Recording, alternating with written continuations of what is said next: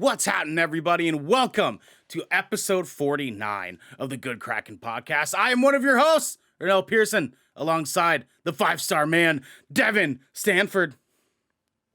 Jazz hands. Jazz hands? That's what you picked? Woo! What was the one from Bring It On? Was it... Spirit Fingers. Spirit Fingers, that's right. Spirit Fingers. Oh my god, I missed that one so much, dude. Oh my god. And that other voice there is the Crimson Chin, Garrick. We're all just doing our own finger thing today, I guess. Hey, that was a Little Rascal thing, man. Doing my Ray J Rain dance, you know what I'm saying? Napoleon Dynamite over here. Yeah, I know. I fucking love it. Garrick, how has your week been, dude? We haven't seen you for a little bit here. How have you been doing, my guy? It's been a while since we talked here. Dude, I've been watching a lot of DC shows, so if that tells you what my mental state's like. I've been dark and brooding, so I've been watching Dark and Brooding. I've been consuming a lot of really bad content. So I'm joking, of course. I'll just be throwing shade. I will attest to this. The DC shows and animated movies and shows are way better than the movies, in my opinion. So I've heard. In a general sense, I'm kind of in agreement. Minus like Shazam was pretty good, and the first Wonder Woman was pretty good. Oh, I did like Shazam. Man of Steel. Yeah. Man of Steel is a really good Man of Steel movie. was good. Yeah, here's the thing, dude. I liked Aquaman too, though, man. I liked Aquaman. I did.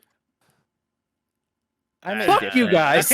I'm a fence sitter on Aquaman, honestly. And like, if you have an island boy like Ernell just going ooh, see, like, my thing is good. Like, when they announced that Daddy Jason Momoa was playing as Aquaman, I was here for it, right?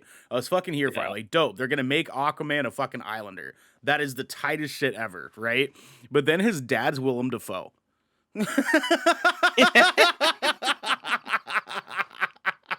Like, what happened there, guys? What happened? Like, they could have picked. They could have picked our father, our great New Zealand brethren, who plays Jango Fett and Boba Fett technically, and had him play as Jason Momoa's dad in Aquaman. Did they do that? No, they didn't fucking. I would have been happy if they picked the cafe chef in 50 First Dates over Willem Dafoe. Like what? Reese's peanut butter cups. You gonna eat them, Spam? You can eat that, Spam? I don't know what they were thinking that was going to make like a good connection for us to believe that this is a. I wish they would have just committed. Just commit. Like, just say that like all of Atlantis down there is fucking islanders. Like, how hype? And his brother was an islander either. I don't get it. I don't like. You're telling me, Jay? I was supposed to believe that Jason Momoa came out of Willem Dafoe. That's what I was supposed to believe. And actually, that is true. He's not the father. Oh, that's right. Oh, that's right. Because his parents disappeared, right? Well, right? Well, his dad is the lighthouse dude, also white, and his mom, that's true, also white. No, that's facts. That's facts. Yeah, sorry, my mistake, Halo. Thank you for the correction.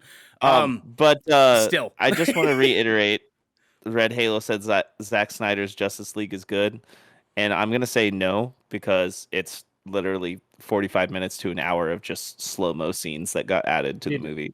I liked it. I liked it. I was deterred by the run. Hard six for me. Garrick, what were you saying?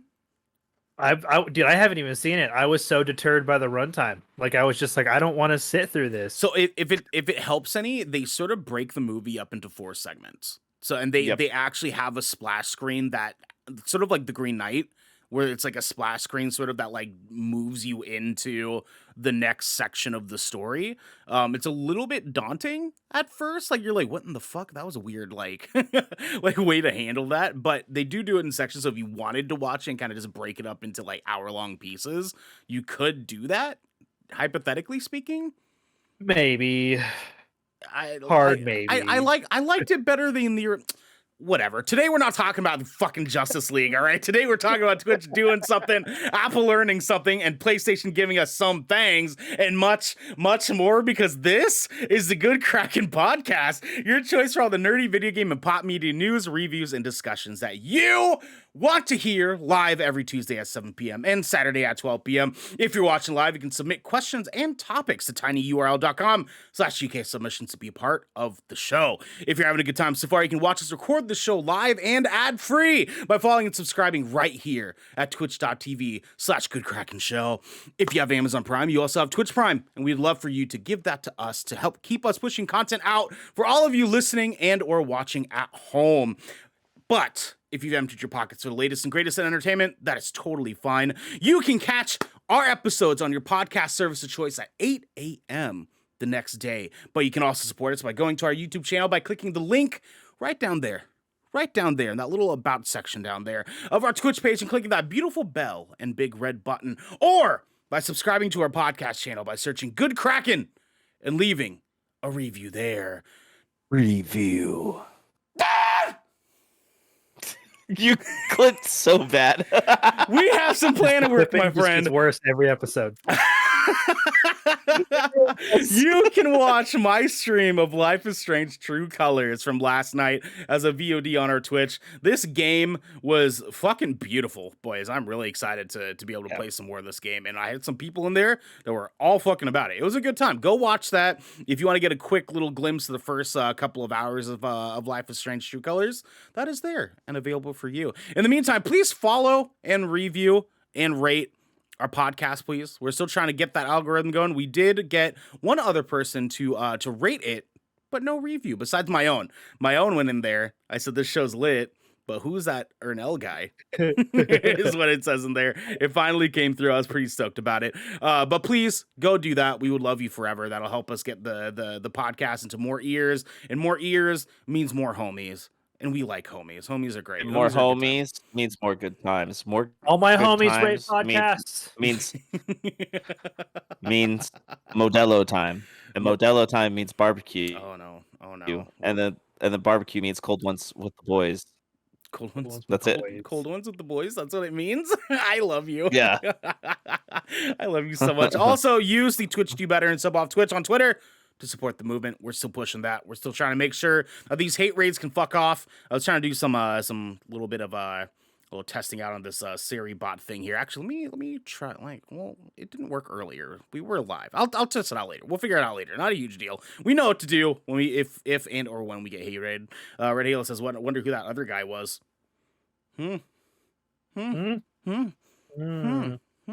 Devin, give me some Nolan. My mic went up. It just slowly starts migrating away.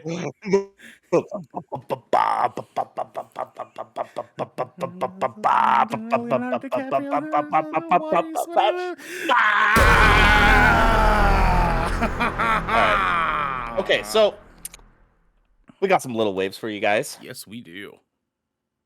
Twitch is finally suing two users for their part in the hate raids. Mm-hmm. So they have finally found out who two of the people are that have been conducting these hate raids on content creators here in the Twitch realm, and they're doing something about it. But there's still a lot of work that needs to be done. That's some tea. That's some damn tea. Yeah, they are. They found two people. They are suing them, and a big part of this is it's dope, right? Because they sort of like in articles they talk about how Twitch is mainly doing this to sort of put themselves in a position where other hate raiders will hesitate to be involved with it. Otherwise, they too will get fucking sued. And it's also cool too because it's like, this kind of makes it so that the day off Twitch movement can now be used as more of a weapon for leverage. Because now Twitch can say, hey, we lost a lot of money that day, and you guys are now accountable for that. So now that makes it that the Twitch day off Twitch movement was way more than what people thought it was at first. You know, they were like, "Oh, you're just gonna They be off lost Twitch a for a day." lot. They lost a of lot, money dude. Their there. peak out. We Yeah. covered it a little while back. Their peak hour was 1 million viewers down. You know how much money that is in ad revenue that they lost at peak A lot of hours? folks. And these two dickheads are now like liable to have to cover the amount of money that Twitch fucking lost for that. Granted, it's Yeah. gonna take a while for this to kind of like, you know, come to fruition, all that good stuff. But it's a good move. Who knows? Maybe we can take a couple more days off Twitch in the future. Who would've thunk? Who would've thunk? Who would've thunk? Devin, go on, my guy. Halo Infinite's next multiplayer preview start date has been announced, and that is for September 24th. Have you guys signed up in Halo Portal? I have not. Did you actually? I did. I did sign up. I haven't gotten anything with a code or anything yet, but I Mhm. signed up for both PC and Xbox. And when you sign up, they actually ask you like what kind of hardware you're running on because they want to test it on multiple different things. So it just because you don't have the best hardware doesn't mean they're not going to pick you to run the test. Okay. So if you know if you're on an older graphics card or if you're still on an Xbox One or anything like that, they will You think- still. You think they You want can some still get a testing code. on my 10 series graphics card? You think they want that? Yeah, absolutely, absolutely. I'm pretty sure they do. All right. I'll look Yeah. into it. What about you, Gary? Are you interested in that? Eh. No, not really. Being truthful, like I respect the Halo franchise, and I like, but once Bungie moved on to Destiny, I moved on too, That's fair. and that's kind That's of fair. where I'm at. That's fair. I will say this: the story was shite in Halo 5, but it had the best Halo multiplayer, like hands down. Like hands I've heard down. that's why this individual free multiplayer for everyone's going to be such a big deal, because I heard they're using the same sort of like the same structure from 5 as like the base for Infinite. Mhm. Yeah. So Essentially, this game is going to feel like Halo 3, but with all the modernizations that came with 5. Okay. Is what a lot of Right. people have been saying, and what I've kind of seen from the gameplay that's been released so far. The Bugsnax developer is embracing a 4-day work week, and that's coming from Axios. We need this to be a regular thing. I am actually switching to a 4-day work week here in a month, so I am all for this. This needs to happen. I just had a conversation. I was like, I need an extra day of personal time. I need some more me time, you know? Yeah, I You need some draw more a me nice time. Candlelit I need to bath, refresh. I do intensive labor work. My body needs it. And you know what? My manager came back and he's like, you're right. You're right. That's a good idea. Let's test it with you. And I'm like, sick. Sick. Fuck yeah, dude. Yeah, So this you're just is going to be doing like a 410 scenario? No, so I'm actually doing 4 9s. So, but with the I higher had a pay, little with the higher pay. yeah, a little bit of a compensation boost. Oh, So okay. it's not as much as I was making, but I feel like time is more valuable, if that makes any sense. I didn't have my ring light on. There we go. And the Bugsnax Yeah. developer clearly agrees with you. Like they're doing Exactly. the same shit. So Yeah, So like I'm dude, all for it. good on Axios for this. Good on Axios for Yep, this. absolutely. I think everybody should be, 4-day work weeks, and if people are worried about coverage, they can, somebody can start on Monday and somebody can start on Tuesday. Or they can just hire more fucking employees like you're supposed to do. Anyways. But yeah, For more real. employee, like have half of your force start on Monday and half of them start on Tuesday. Then you got, Because 3 here- days of overlap. Because here's the deal, right? Who would have thunk, right? You give your employees a 4-day work week. They're happier. Because they're happier, they're more productive. Because they're more productive, they make your company more money. Because you're making more money, you can hire more employees that you can make happy. Who would have fucking thought the process was like that? Who would have Yep, fucking thought, right? Yep. treating people like people. But anyways, we're here to talk about video games Video games. and movies. Andrew Garfield has been reacting to the rumors that he's in Spider-Man No Way Home. So Now, have hold you on. guys seen everything that's circulating around this? Here's the deal, right? Here's the deal. He's in the movie, okay? Like he's this very isn't a much rumor. saying he's not. He's very much saying he's not. I think it's bullshit. Like this Yeah, is what I was, because he's This is what I've He's been talking contractually about. obligated to. Dude, this, You know what I mean? this is exactly what I'm talking about. Everything Marvel does is intentional. There's everything. Like, this is what I was telling you, Devin. Like, Yeah. I do not believe for a fucking second that Tom Holland leaking info about the Marvel movies was at all accident. At all. Yeah. They told, like, Kevin Feige is like, all right, Tom, you have the green light. Go ahead and fumble the ball for us. And he's like, oh, okay, great. Yeah. Like I would argue that they probably get paid more to do these things. You know what's hilarious? There's a video on YouTube. It's like 13 minutes straight of Tom Holland accidentally spoiling Marvel movies. That's what oh god, man. I know. Dude, the thing is I think they actually do. Like, I think he really is just a loose-lipped dude, and so Yeah. they just feed him sensitive information, knowing he's gonna leak it, but he's not privy to it. He's not in the loop. They're just like, we'll just let him do it, and then he'll feel bad about it. It'll feel more genuine that way. Controlled chaos. I like Yeah, that. exactly. I like that. That's a good take. Tom Holland is like the excited puppy dog of the MCU. Dude, he is. Which is funny because we are too. Who would have thunk? Yeah. Anyways, Andrew Garfield's totally going to be in this movie. I have seen a ton of leaked photos and videos of production that have been taken down, and almost every source that I look into when it comes to Marvel, specifically MCU content, has confirmed Garfield and Toby. But we'll leave it at that for now. Tripwire CEO John Gibson, piece of shit, steps down following controversial comments on Texas anti-abortion law. Fuck you, John Gibson. Fuck you. Yep. Fucking 2021. I just we want shouldn't to even say, be having abortion law discussions. Like, we should be past this. Yeah, if and we don't really have a lot of right to talk on this from our perspective in a lot of ways. Mm-hmm.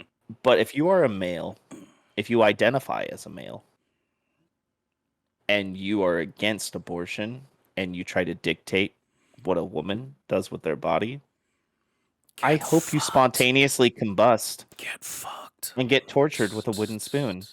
Literally, and I'll leave it at that. Shut the fuck up. Yeah, like, just shut up. Yeah, shut the fuck up. Shut the Yeah, fuck up. Bodily autonomy. Keep is your fucking religion important. to yourself. Keep your religion to yourself. Do not press it on other people. There's a reason why we have it in our Constitution to keep church separate from state. And if you are watching this or listening to this and you want to argue that with me, fuck off. I'll meet you in the streets. Anyways. Trust me, I'll meet you in the streets. Oh no, we're superheroes here. You don't want to fuck with us, all right? That's fine. That's fine. Sony buys Fire Spirit, the studio behind the Playroom. Fire Sprite.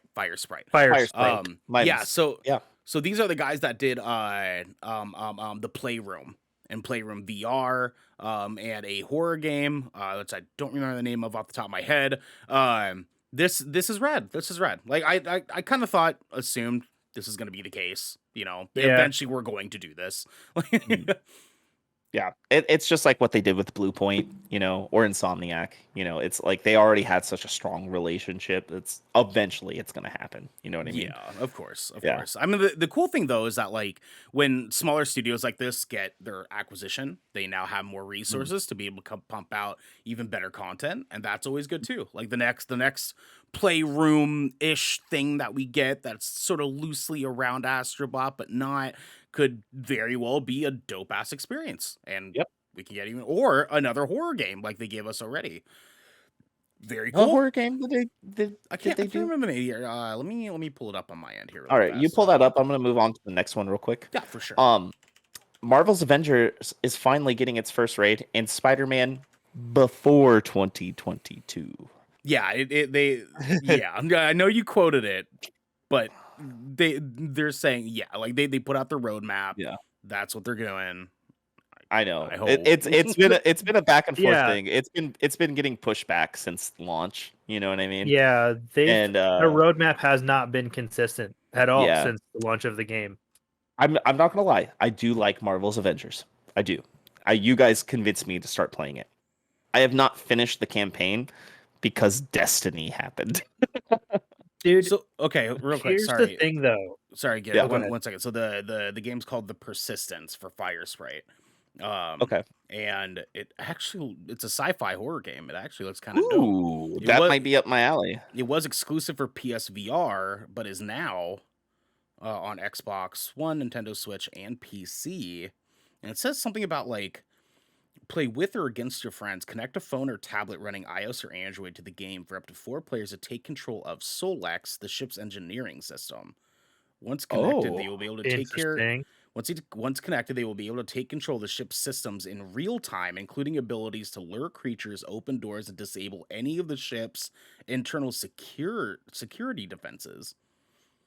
Feature not available interesting. for Xbox platform, but we'd more than likely play this on PC. That Yeah. is, We might have to look into that. We're gonna That have to would look be into that, cool. boy. That'd be cool if community could interact directly with whatever game we were playing. That'd be kind of cool. That would be. Yeah. Oh, Gives them the oh! opportunity to We'll- scare the we'll have shit to out of touch base whoever's this. playing. Send a trailer to Slack if you could, or no. I'll slack it to us. Yeah, we'll follow that Cool. rabbit hole later. Anyways, so- yeah, continue. Oh yeah, but with the Marvels thing, real Mhm. quick, I have concerns about this because like raid level content generally tends to be a full party event, and I'm not talking full party with AI. Like I'm concerned about like their player count and people being able to do this content regularly because like their matchmaking is still kind of whack. It's gotten better with like the whole Axion Rift thing where you can play as all the characters all the time, Mhm. but or Techion Rift or whatever it is, but I like even after War for Wakanda, like their player numbers are still down. Like I love this game really truly, but I do worry about its future. This game would have been so much better if they focused on like a single player aspect or just like a 2-player co-op thing. You know what I mean? Yeah. I think it would have been better in that aspect instead of the games with the service. Hey, listen, those 4 people playing it will love that news. Yeah, exactly, man. I mean, you're Like, not that's wrong. kind of a You're not wrong. worry. Yeah, You know? I admire the game. It is probably one of the most gorgeous games I've played on Series X so far. The enhancement that they did and all that stuff for the next gen is really good. The story is good. Endgame is still lacking, and I don't think personally, especially with everything that's circled around it, I don't think the raid is going to save it at this point. I'm unfortunately in agreement at this time. Yeah. I would like to be proven wrong, and I will Same. happily be proven wrong. But like that's Same. where I'm at. I'm in the same boat Yeah. with you guys. Yeah. Yeah. Horizon Forbidden West is going to get a free PS4 to PS5 upgrade after customer blowback. Now, Ernell, this falls in line. You know how we talk about there's the Nintendo weird shit? This is that Sony shit. The true This is that- SNES. Yeah. Yeah, this is that fucking Sony shit I was telling you about. That corporate money hungry shit. Now, look, they announced that they're doing it for this game, right? But everything else that they've announced after this game, they're still charging $10 to $20 for fucking, cross-generational upgrades. Dude, yeah. And guess what? Microsoft is not doing that. Every game on Microsoft, like from Microsoft, has a free upgrade to next gen. Every single one. Yeah. You're This right. is You're that right, though. fucking shit that I Sony hate really from is kind of Sony. shit in the bed. I on that like one. Sony games. I like Sony hardware. I fucking hate Sony as a company because of this shit. Yeah, no, I know. It's weird. And I get like the thing is I can only be so mad at it because they're very much like they're following suit with their phrase of we believe in generations. Like they Yeah. are notorious for moving on into the next generation a little bit quicker than most other platforms are. And so I can't fault them for doing that. It's just their idea of moving into generations being and allowing their consumers to sort of be like caught in the crossfire of that. Like just it irks me too. I get it. Mm-hmm. However, those single player experiences are so good. I mean, yes, they are. They really They are. are. But like here's the thing though. Like they're so like it's so like, Scrooge money bags, like give me all the money Like it's the same game with just a little bit higher of a fidelity, you know? Garrick, Like is Devin going glitching from out for you PS4 too? Pro, for instance, to He did a PS5. smidge. A smidge. Okay, I don't know if that was my end or not. Um, I mean, I've got 66 ms latency. I'm doing Oh, pretty good that's over weird. here. That's weird. Kind of Okay, could have just been a little spike. it could have been. Yeah, Yeah. no, that's fine. That's fine. Continue though. But Sorry. yeah, no, and just like it, they're coming out with the same game on the same platform. It's not like the features are very different between it at all. It's literally a fidelity thing and a frame rate thing. You know what I mean? If I have a 10 series graphics card and I buy a 30 series graphics card and put it in my PC, do I have to pay $10 more to have better fidelity? No. Why is Sony charging that? Well, You know okay, what so I mean? that's hard though, right? Because that's like, so this is kind of what we were talking about, and I don't want to spend too much time on this because I feel like everyone's Yeah. kind of in a general same consensus here. But I Mhm. it's kind of what I was talking to you about yesterday a little bit. Is like I can only be so mad about Sony doing things that the game industry kind of does as a whole, where like whereas Microsoft is getting as much love and respect as they are right now because they're not doing the things that the rest of the game industry is doing. And I don't think that is to take away from PlayStation, it's to put Microsoft on the pedestal that they deserve to be on. PlayStation doing things like this is not really any different than Nintendo Switch charging $50 for WarioWare when it's very much only a $30 game. It's not that much Oh yeah. different, and so it's like I can Yeah. only be so mad for video game company doing video game company thing, for so long before it's just like video game company gonna video But game, like here's the thing though, I criticize Nintendo for those things too. You know what I Mhm. mean? And I think and like I'm not even trying to fanboy about this because there's some announcements we're going to talk about later that I'm pretty stoked for. Yeah, And I know for you sure, know for that. sure, But for sure. like they need to get with the times, man. They just need to get with the fucking times, dog. Well, I And I mean, think it's Microsoft actually knows that. And that's why they're doing, the smart delivery with the free upgrades for next gen. And not like only that, like you have all these people who can't even get their hands on a PS5. I'm talking to two of them right now because they're impossible to find. And yeah. you still want to charge people Um, more money for the same game they just played on their last generation, if they even get lucky to find a PS5, like fuck off, dude. That's just like how do you guys just like let them bend you over like that? Well, so Halo in the chat says the issue has only come up maybe within the last 5 years. They used to do this all the time before. Remember when GTA 5 did this like 7 times? And that's a very good fact. Is like I feel like a lot of this is very cognitive. I feel like because it's sort of like blatantly in our faces, it feels like it's much more than it actually is, and that's why I was saying it's like this is just video game industry, baby. And Like this is just and what people do, like. and on that note, Halo, I'm not stoked about GTA 5 coming to next gen and being $70 And we'll either. be God. I talking will about that a I little didn't bit even later on. yeah, I didn't Yeah. even rebuy that game on Xbox One or anything. I was just like, nah, dude. Like I played this game on 360 and beat it, and you know what I mean? I don't care anymore. But Yeah. I'll leave it at that. Again, I don't hate Sony. I hate the way that they practice their business. That's it. That's That's it. fair. And that's fair. I totally get that. I also get a deeper conversation on the Twitch suing these two fucking hate raiders, guys. We Yes. want to kind of talk about this a little bit deeper. This comes from Jenny Zhang from GameSpot, and it reads like this: taking the legal route against hate speech on the platform Twitch is suing two individuals who have allegedly participated in creating and facilitating hate raids against multiple creators. Twitch has also suffered from toxic chats, namely comments that attack marginalized creators based on their race, gender, or sexuality. But recently, such activity intensified into quote-unquote hate raids. Perpetrators of hate raids often use bots to overwhelm the chat with harmful language, usually at a rate that exceeds the streamer's ability to moderate the chat.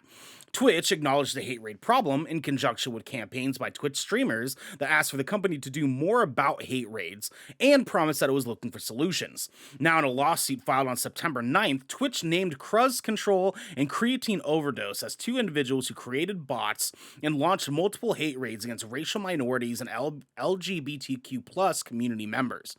The company claimed it, quote, took swift action against defendants by suspending and eventually permanently banning defendants' known Twitch accounts, end quote.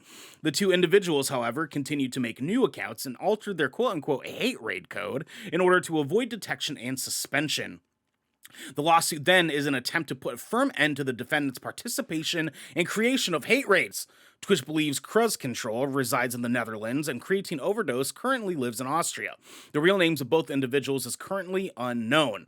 Twitch streamers have been dissatisfied with the platform's seemingly slow response to the influx of hate raids. On September 1st, Twitch streamers appealed to the platform for solutions and organized a day-long Twitch boycott called hashtag a day off Twitch in order to pressure the company to do more about the influx of hate raids. The campaign was a follow-up to hashtag Twitch Do Better, and one that also called for Twitch to offer tools for marginalized creators to defend against hate speech bombardment. Twitch responded to the campaigns on Twitter and promised that it was actively looking to prevent hate raids by quote-unquote updating site-wide banned words filter and continual removal of identified bots. Fuck yeah. Finally, let's fucking do something about this shit, dude. Oh my god. Can we, like, I get, like, listen, we mentioned it earlier, right? I get that this sort of stuff takes a little bit of time.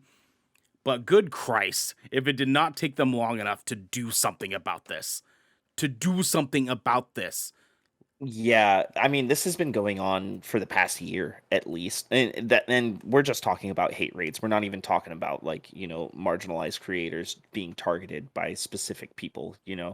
Like this has been going on for a long time, and it's really only come to like a huge light within the last 2 to 3 months, really, right? Yeah. For it's a ramped up. company like Twitch. Yeah, and for like a company like Twitch that is owned by Amazon with all that funding and the fact that it took this long for there to be a push in the right direction, it's kind of sad. That's just my opinion on it. Like, I can only say so much speaking from my perspective, because I mean, it's happened to our show. Even, we've been hate rated on our own show. Mm-hmm. So it's like, I need more. I need some solutions. We need better protection for content creators. That's what I want to see. Garrick, what are your thoughts on this, my dude?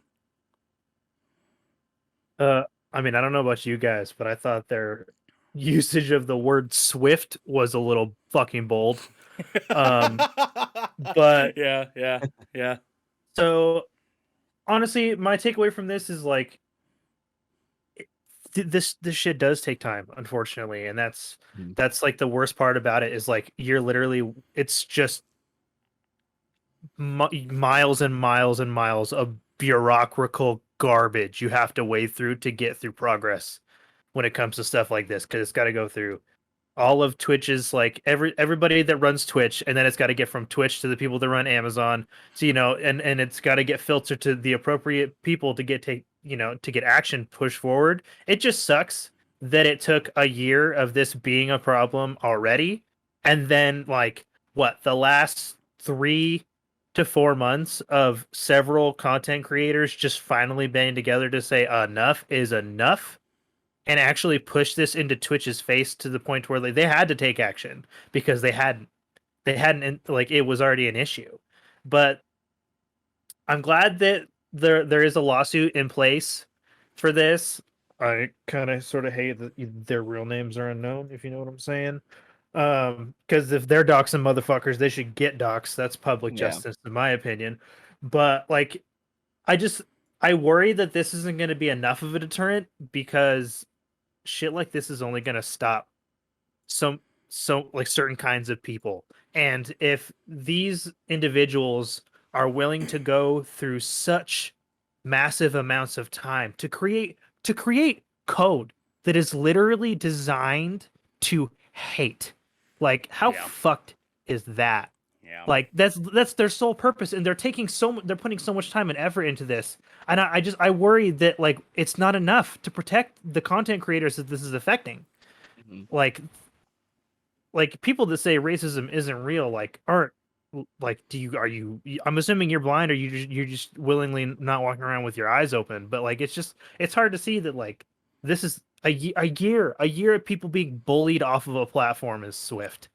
Yeah, and are we at all surprised that these people are from either the Netherlands or Austria? No. Fortunately. Yeah, Yeah, unfortunately not. I can't say I'm surprised by that at all. Um I am and like disappointed. I'm coming from this because I have family from Austria, Yeah. and yeah, Yeah. it's not a good look at all. Like just hearing Austria behind that is just like, oh, well, we know what came from there. Yeah. Yeah. Yeah, I mean, Yep. like this is global news. Like that affects, that has like a people reflect on that kind of sort of stuff. Yeah. Yeah, I know. It's Yeah. disappointing. I'm in the same boat with you, Garrick. Like it is very bold for them to label this as Swift because it's been a long while now that we've been sitting here having third-party developers handle this better than Twitch themselves.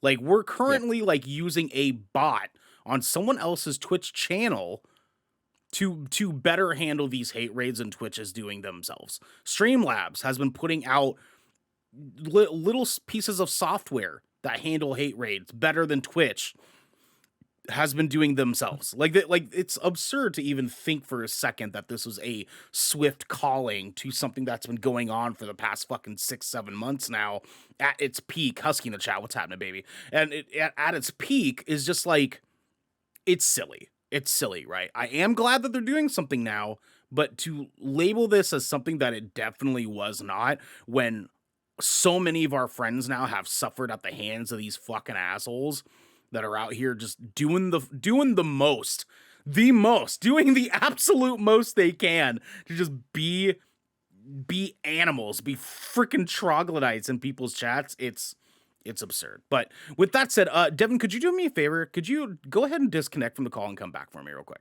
Because Garrick is Yeah. clear as fucking day. I just want to try to get us fixed up with you real fast. Oh, oh, okay, we're good. So the camera angle's But all dude, oh, that's better. That looks a yeah, lot better. like my final thought, I guess, is like at the end of the day, this is important, and I'm glad that we are making progress, but do not discount for a single second all the content creators that this has been affecting if you're listening to this. Twitch didn't move until revenue was at stake. Yep. We need to make them care about the individuals, not the money. And that's the problem that's why we're running into a problem. Just so like us other content creators out here, we're gonna take care of you first. But just remember, Twitch did not move until revenue was at stake. That's an important takeaway from this. It is.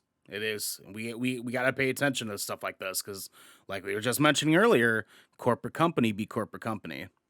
They're gonna do corporate company things. Yep. Keep your eye open. Always watch. Third eye. Watch your back. Head 360. Always there. One gun. One strap. Blah blah blah. Say it with your chest. Say it with your chest. Devin, take our second story. I'm gonna open up my door real quick and see if that helps the Absolutely. internet. So I'll be right back. Go ahead and read. Absolutely. Fortnite trial judge decides Apple cannot stop developers linking to other payment methods. This comes from Tom Phillips over at Eurogamer. After months of waiting, today brings a major development in the Epic vs. Apple court case, sparked by Fortnite's removal from the iOS App Store. In a ruling which may be seen as a win for both sides, California's judge, Gonzales Rogers, decided that Apple was free to control the payment system of its own platform, as Epic had failed to prove the iPhone maker held a monopoly as defined by antitrust laws.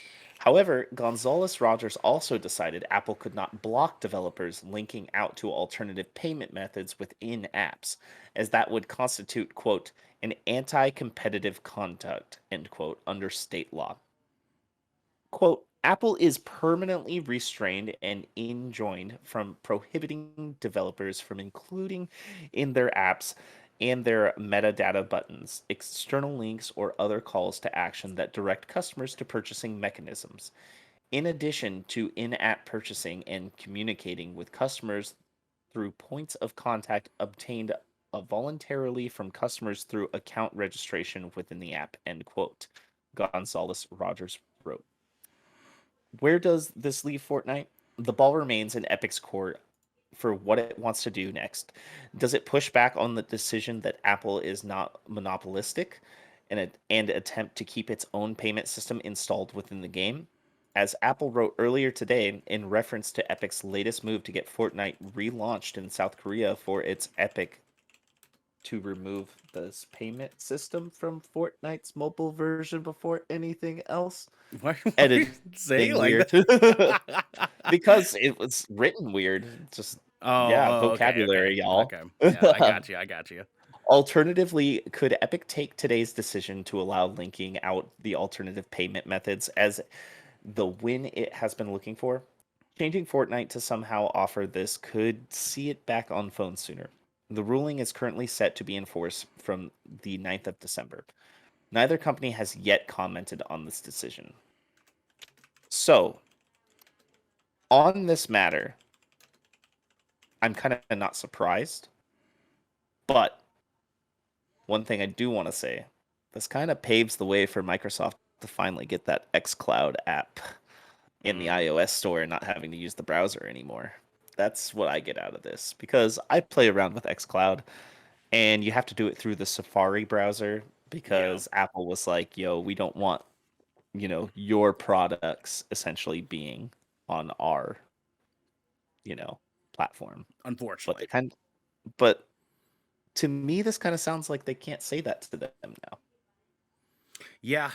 I mean, it's rad, right? Because it doesn't just affect, Epic. It doesn't just affect Microsoft. Like, this is a much bigger thing than just, games, so to speak. Like, this has been an ongoing issue, and kind of reading into details of like other articles that have put out is like this does a lot for a lot of just like app developers in general, because Apple taking 30% is a little wild considering that they have nothing else to sort of gauge that information on. Like, them like charging that amount for developers of all developers to be on the App Store is absurd when there's nobody else there to be able to compete with that percentage. So there's nobody else really for these developers to go to say, oh, that is a better place for me to put my software on. And so and this is any app that wants to go through the iOS App Store, like this helps them too. Garrick, do you have any thoughts on this?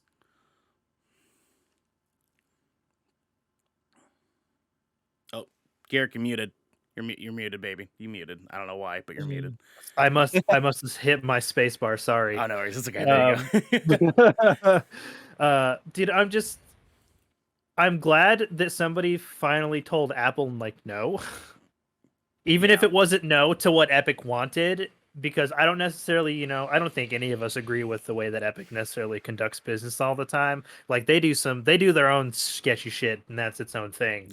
Yeah. But I think I'm definitely just kind of in agreement with you guys that like this benefits more than just Epic. Like, this is going to benefit indie developers that are going to be able to like set up donations and other subscription like things within their own applications to be able to get that individual development over the top of what Apple's already taking. And 30% is hefty. Like, especially if like this is like your first application, and Gator, like, just given how readily available Apple phones are and how many people use them, you guys both use them, right? I'm a fucking green text loser, but yeah, you are. You fucking nerd. But I know for a fact that there's like millions and millions of people that use Apple products. Like, limiting yourself to being able like that's half your market gone if you can only put it on Android. That's massive. So like, there was something similar going on with Google though as well. I'm pretty sure they went after Google a little bit over that as well. Oh, really? Yeah. Now here's the thing. Yes, it does kind of pave the way for a lot of other developers and companies, but a lot of this was just billion-dollar companies big dick swinging, Of course. trying to make Of more course. money. Yeah. Yeah, no, So of course. Of it's course. I'm not too invested in this at all for that very reason, because it's just rich fucking people trying to get richer. That's all it is. Yeah. They don't care about us as people. They care about us as dollar signs. Yeah. You know what I mean? Yeah. And especially companies like Epic and Apple, you know.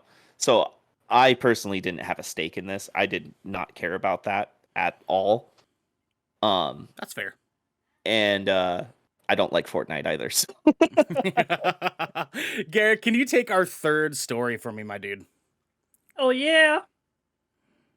All right, new Untitled Marvel movies announced through 2024. Little Mermaid remake release date revealed, and this is coming from Kate Bailey at IGN. Disney updated its release Cat Bailey. calendar today. What? Cat Bailey. Didn't I say cat?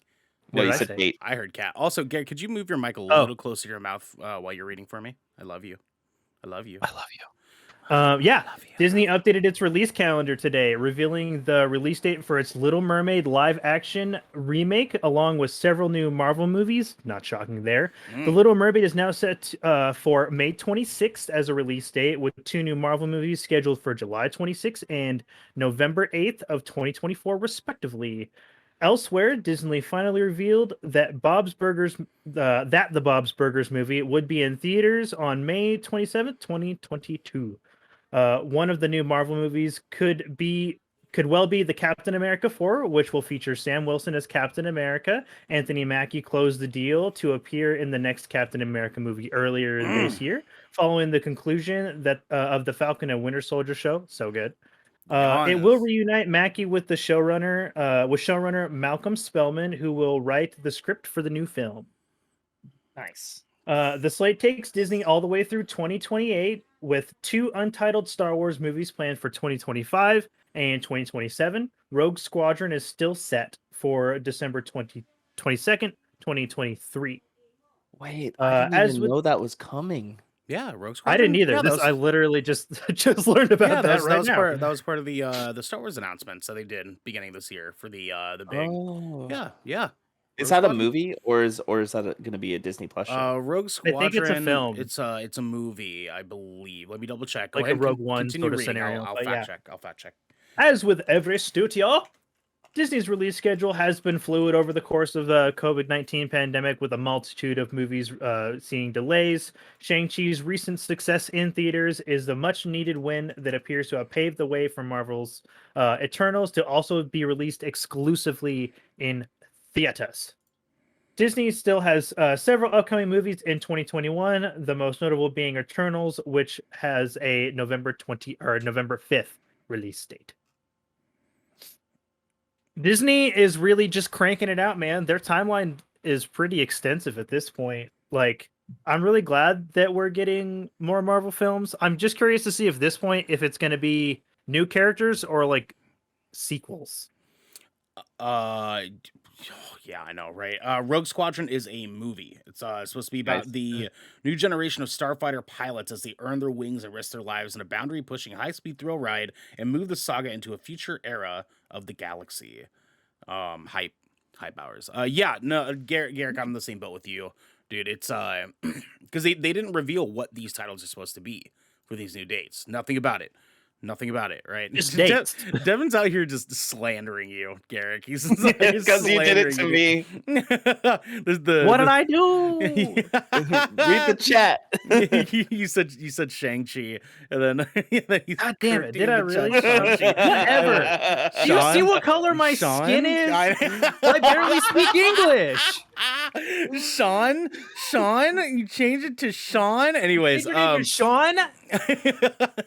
Gino to Gina. Anyways, yeah, it's interesting that they didn't reveal any details of what these dates are for. They just said there's dates, right? There's dates. Hey guys, we have things to be excited for, and we were like, what are they? They're like, oh. Find out. Wouldn't that be nice to know, you fucking nerd? They pulled a Hank Hill. They just went, oh, Bobby, damn it. They really said, you guys are Marvel fans. Good luck. That's what they said. They said, wait till you find out what this is. And it's funny because we're all here for it.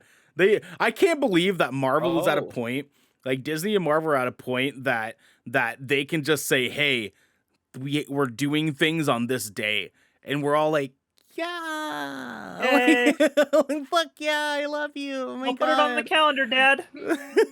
Like that's like I'm trying to be that level of goat. I want Good Kraken to be that level of goat where we just put out a tweet that says, "Hey, be here in 3 days," and people are like, "Oh my God, I fucking love you!" Right. Like I want that. I want that so bad. Devin, I don't want to spend too much time on this because I want us to move into the next segments here. But Devin, what are your thoughts on this? I want to hear more from you on this.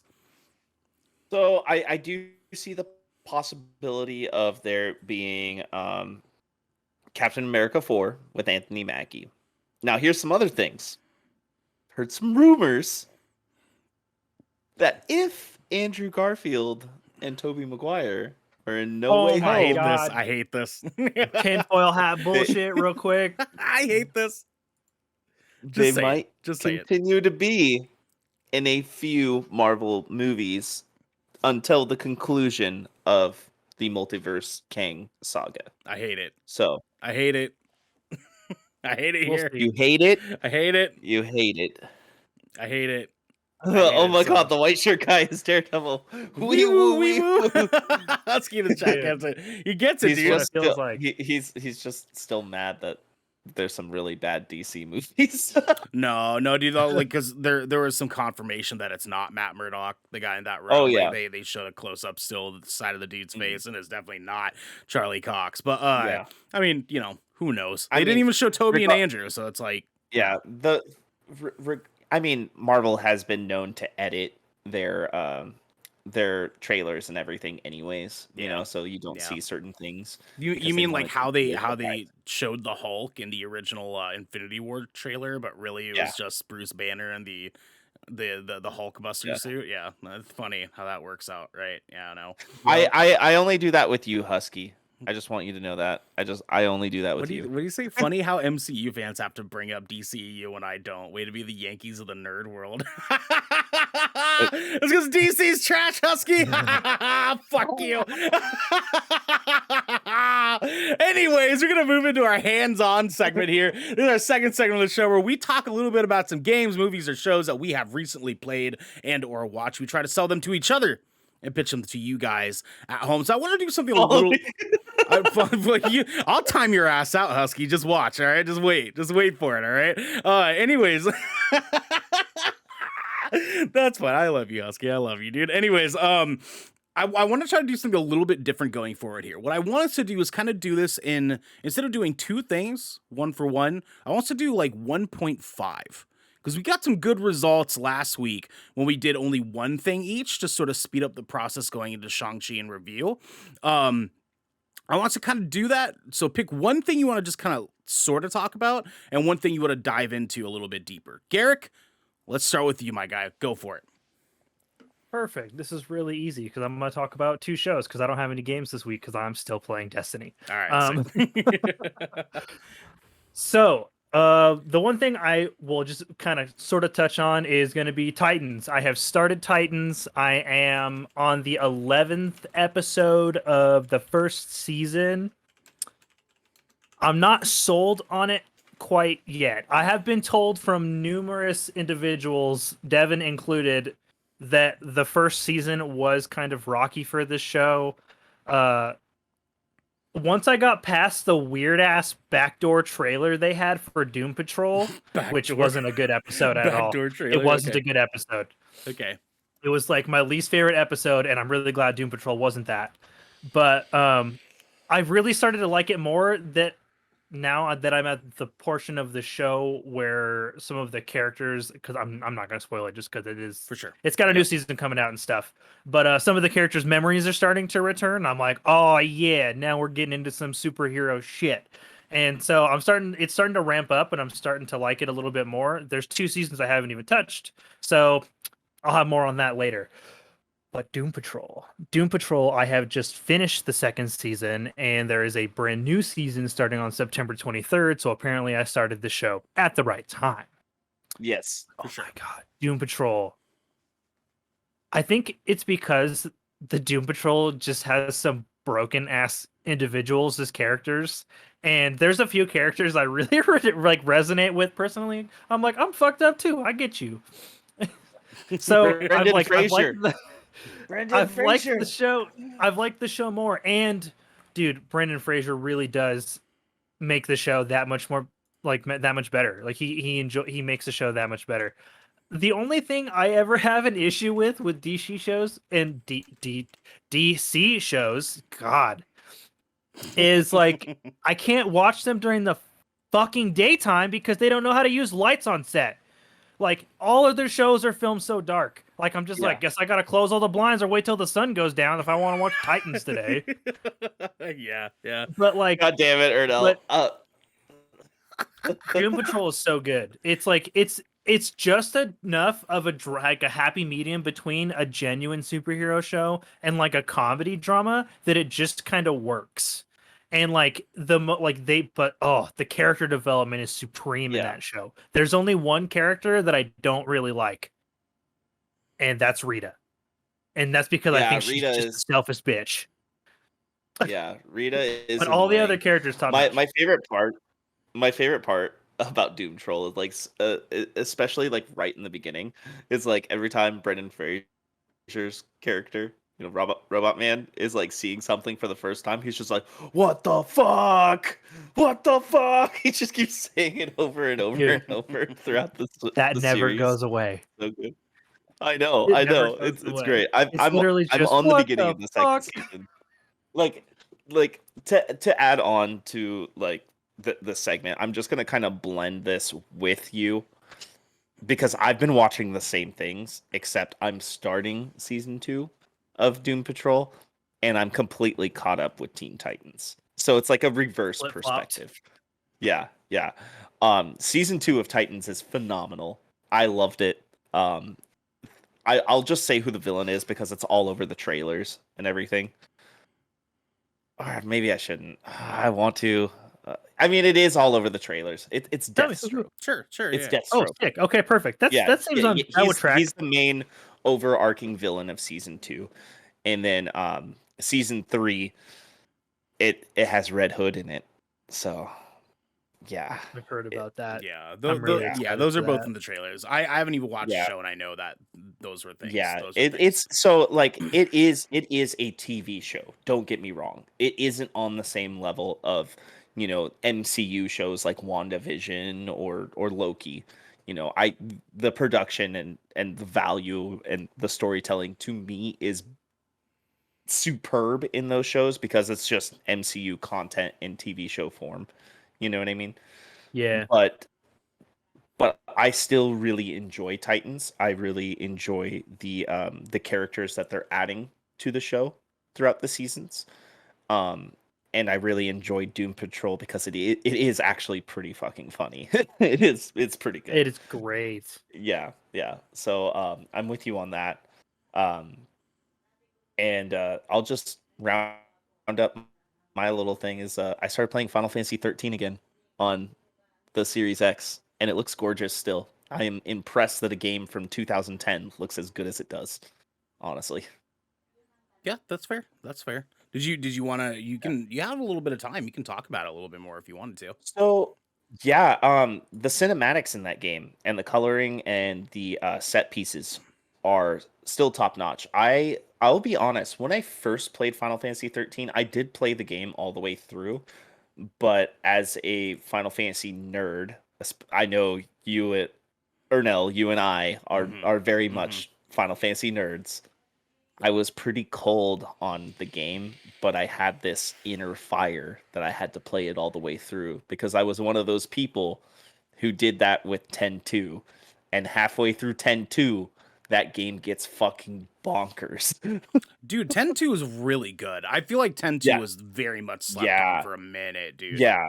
Like, you would agree. The first like third half of that game, it's kind of like, yeah, it's Final Fantasy, it's cool, you know? Yeah. And then you get to a part, and then like the whole drop and everything, and like when you find out what's going, you're like, yeah. Machina? Yeah. It Oh. becomes a big thing, and it feels better Yeah. after that. Yeah. My thing with 13 though is I was kind of the same boat as you. I fucking hated it, but I felt myself being like, I have to. Like I owe Final Yeah. Fantasy this. You know what I mean? Yeah. Like I owe them this. It's good Like an though. It really obligation. does. It is for me in 13. It's that half of the characters are really annoying. It's not just one character or It's like like a a sub majority of character. them. Yeah. It's half the characters are annoying. Lightning is fucking badass. Yeah. Hope and Snow are annoying as fuck. I was just so turned off with like how they handled like summons in that game. And Mm, as fans of the Final Fantasy series, we can say that the summons are like the things we come back to Final Fantasy for. yeah. Like the It story and the summons, like the cool ass Yep. animations for that. And they handled the summons in 13 in such a weird way, They're turning them into mechanical. like yeah, They're they're mechanical. vehicles. They're like machines and stuff. And it was like weird. I wasn't about it. And when I Yeah, found out that I that was a thing, I was like, ugh. yeah, I'm with you on that. I am replaying this game because I never played 13.2 or 13.3 Same, like Lightning same, Returns. yeah, same. And I actually heard that those are better than 13. Fuck, really? Yeah. And Fuck, and damn here's the it. thing. I own those games and I haven't played them. I bought them just because they're Final Fantasy games, you know what I mean? Like I have the physical 360 copies in a box in my closet right there, you know. I, So I don't know. I'm I don't know. playing 13. I just downloaded it on my computer because it has a higher frame rate on PC than it does on console. It still only runs at 30 frames per second, even on a Series X. But it is definitely it's catching my interest again. And the battle system, you have to think really fast on your feet because it is an active battle system that changes constantly. And your characters, they actually like move about the battlefield as you play. So like as your characters are attacking, they almost kind of have like a cinematic animation to them, which is kind of unique to this game. And it really makes you have to pay attention to what's going on constantly. So I kind of like that. Okay. All right, sick, dude. I guess my quick one is I am almost done with all of the Marvel Netflix content. I am currently on Punisher season 2, and then all I have left is Jessica Jones season 3. The only thing I want to bring up really fast is Bullseye is dope in Mm-hmm. Daredevil. Yeah. They handled that really well. I wish it was a different actor. But they handled Benjamin Poindexter Mm, spot on. The like ending of that stuff with Kingpin and whatnot, dope. Super, super, yeah. super, super fucking dope. They handled it really well. I also really love that they did Bullseye without at all ever once saying Bullseye Yeah. ever. I Yeah. love that they did that. I love that they did that. It was just insinuated. And they do that a lot in these shows. And I really, really like when they do. I don't like when they should name drop and they don't. Yeah. You know, I will like Yeah. go ahead, Devin. on the Defender series, you and I were talking about this the other day. I like how it was a very grounded superhero like kind of movement. You know what I mean? Like it seems real-ish. For sure. Ish. You know what I mean? Yeah. Like it seems more realistic in a sense. And I know that's just because the Defenders aren't really comparable to the Avengers. You know what I mean? Right. Like, let's be real. But like it's still insinuated that it's in that same universe, which is really cool at the same time. Yeah, for sure. I finished Daredevil and I'm perfectly in I think episode 4 or 5 of Punisher season 2. The girl that's in that he's like helping is obnoxious as fuck. But but John Bernthal's Punisher, obviously we've talked about it a million times. I've talked about it 1,000 million times. Oh god, he's so good. Yeah.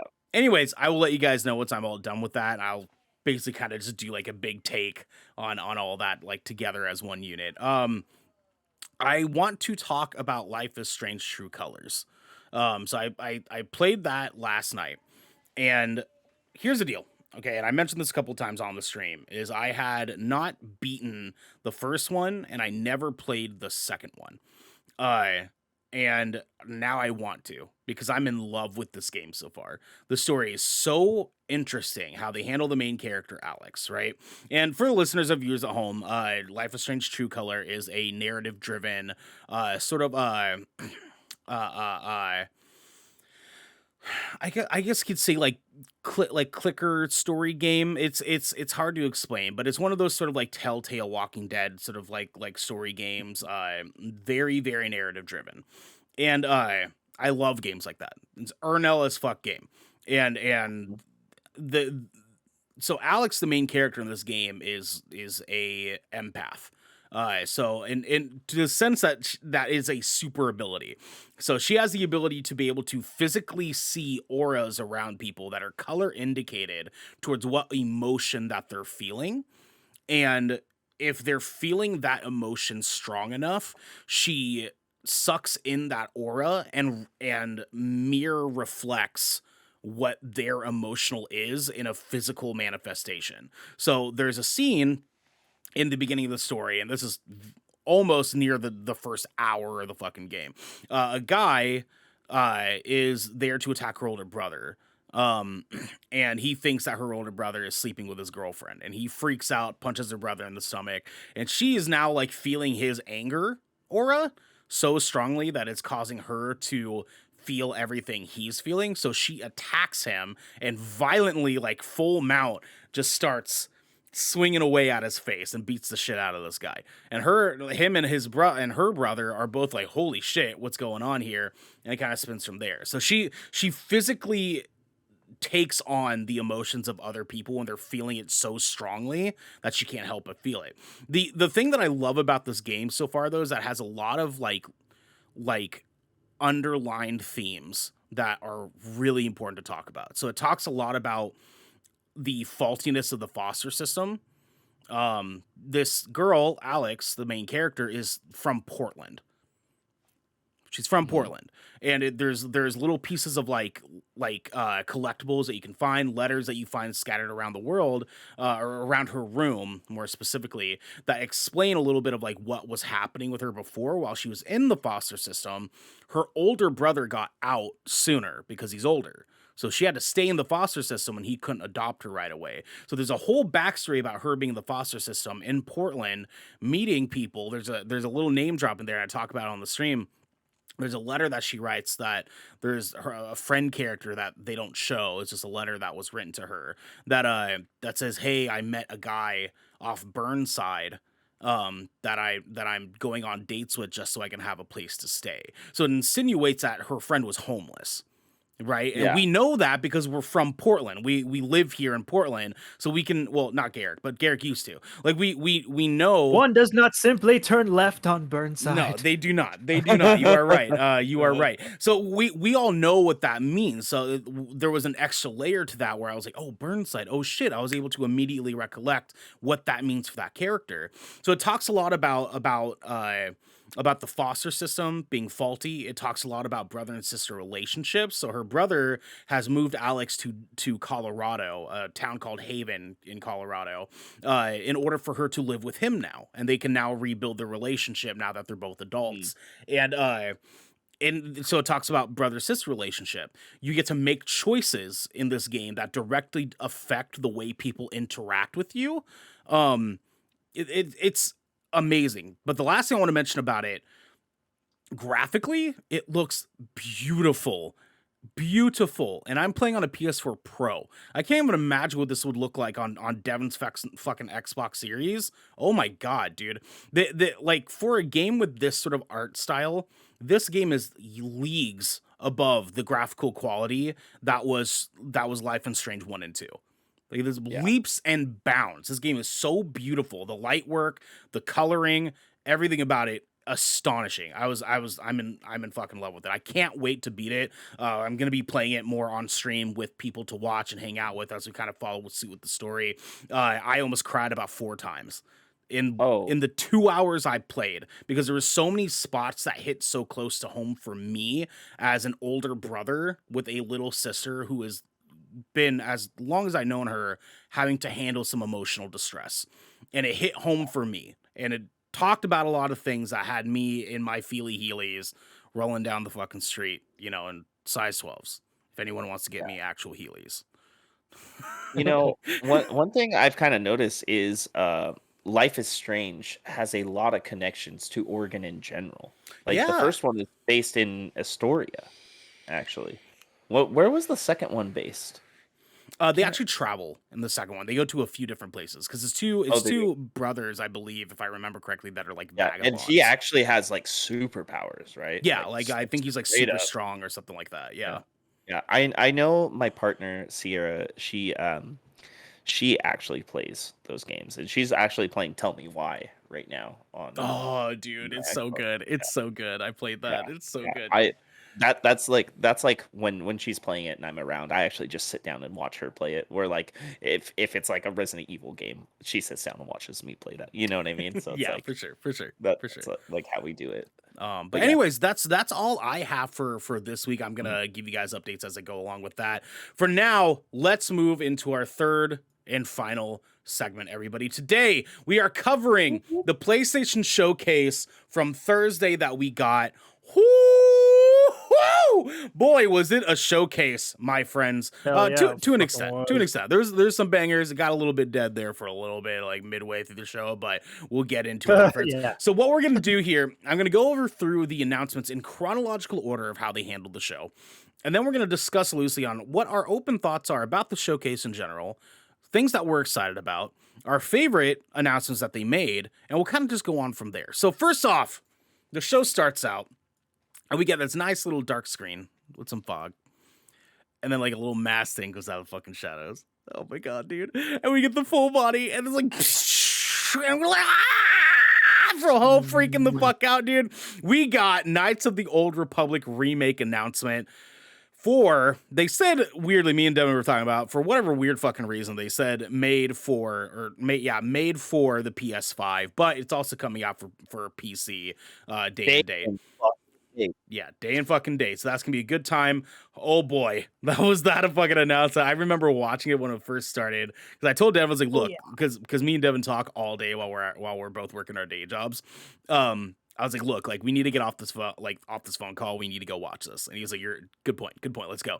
And so we both stopped just to watch what the first like couple announcements are. And I just know me and Devin flip shit for this. We were like, "Oh my god, dude, what a good way!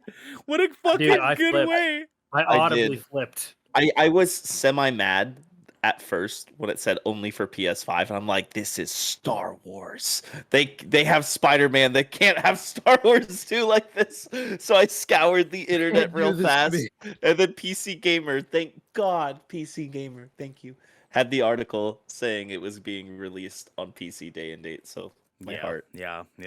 And then afterwards, we get a really weird kind of dark sci-fi-y looking like opening to something happening that looked weird and alien but futuristic, and then we start getting weird squishy sounds and cool fight scenes and bang bang bang, and everyone's like, holy shit, are they giving us another Parasite Eve? But nay, it is not quite Parasite Eve. Instead, it is Project Eve, what I would assume is loosely based in the Parasite Eve universe, because it looked very, very distinct. It's like way in the future after the Parasite Eve game. Way in the fucking future. I want to say like 100 years or 200 years after. Something like that.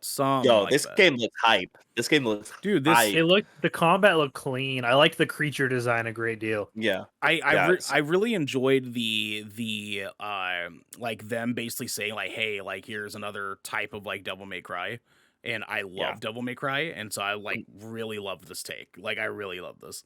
So one thing I want to say, so the original Parasite Eve games, she has a gunblade, very similar to Squall Leonhardt's from Final Fantasy VIII. Yeah, that's what she uses. Yeah, this one she also has a gunblade, but it looks like lightning sword. You notice that? Yeah, so it looks just like lightning sword from Final Fantasy 13. So I just want to say they always have that correlation where it's like, hey, we really like Final Fantasy, but we also really like Silent Hill and Resident Evil too. You know what I mean? Yeah, it's funny, and the way they handle it too, like in comparison to the book of Parasite Eve, like it kind of touches on a lot of those different things. It's gonna be rad. Next up, we had Tiny Tina's Wonderland, an actual full little like gameplay trailer here. This looked dope. I wasn't quite sold on it at first. I am definitely sold now. This game looks rad. Yeah, I I fucking wonder love if they're doing Borderlands. crossplay for this one because they have not yet implemented that in a Borderlands game, and I feel like it should have been implemented with Borderlands 3. So I'm curious to see where they go with that because if they do crossplay, I'm gonna get it on Xbox. If they don't, I'm gonna get it on PC. Garrick, you were saying, did you say you love Borderlands? Is that what you said? I fucking love Borderlands, Yeah, dude. it's It's so like some of fun. my. It's like one of my favorite looter shooter franchise. Yeah, Also, Borderlands 3 does have crossplay now. Just in it case. does. It does. Yeah. Yeah. So, thank you. and this happened back in February. I'll touch on it just real quick. Okay. For sure. Like back in February, like they basically did like the end all be all update for Borderlands 3, and they activated every in-game event permanently, and like updated all the maps, and like basically they're just like, all right, this is going to be our last big content update before we move on to 4 and Titantina, and then they're like, oh, and crossplay's here now too, so you can do all the content and all We the should things do that that once. soon. We should do that soon. I'd be down to get back into that game. It's been a while. I will say this. Okay. When Borderlands 3 came out, I just got back from tour, and so I had like another week off of work. I marathoned the main storyline straight in 48 hours and played with the same 2 people for 48 hours straight, and we beat the game. I believe it, dude. It's fucking you can rad. definitely consume that game that way. That's why I'm really hyped for Tiny Tina's Wonderland, I'm- because it's literally just fucking D&D Borderlands. I'm terrified to play Borderlands 3 with you guys because I'm already struggling to circulate my life around Good Kraken, my day job, my daughter, my band, and now Destiny. And Borderlands is only going to make that even more difficult. We won't get into it like Destiny. I'll promise you that. But Yeah. that'll be a Borderlands fun is game just to a like hop in. fun- It'll be a fun Yeah. game to hop in and just do some ridiculous shit. Like we can do that every once in a while. It's nothing like Destiny where we have to keep up with it, every week. Yeah, it's good for goofing, like just Yeah. playing the game. That big boot goofing. Okay. All right. Next up, we have my reason for getting a PS5 within the next few months. Forspoken. This trailer, boys. Oh. Yeah. Oh, this is the best looking game I've seen for next gen. Like the best looking game. Those particle By far. effects. Those particle effects. Oh my god. This game looks stunning. Holy shit, dude. The character art, the environmental art, just I don't even know what the fuck the story is about, really. I'm here for it. And who cares? And who cares, So- boy? It looks like she somehow gets transported to either back in time or another dimension, and she ends up having these powers, and I think the story is her trying to find her way back to her home.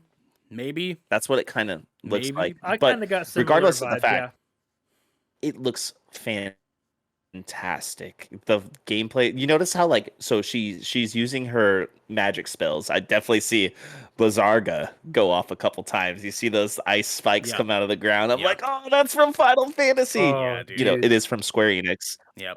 This game is from Square Enix. But the other thing I want to touch on, there is melee combat with her as well. And she makes swords and spears out of the different elemental attributes that she uses. So I thought that looked really cool. It's gonna be dope, dude. It's gonna be dope, dude. dude. There's I'm any here reason. for the movement.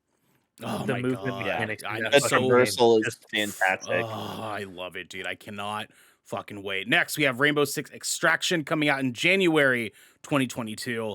Cool. Yeah, cool. Yeah. Yeah.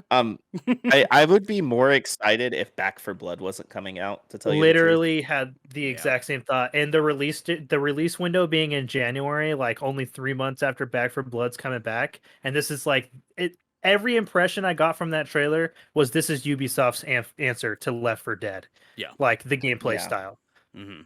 Very much so. I'll be honest with you guys. I'm pretty cold on it, to tell you the truth. Same. I'm a little cold on this one too. Me too. I was way hype at first, thinking that this is going to be just like a very, very different experience, and it is, but it's not.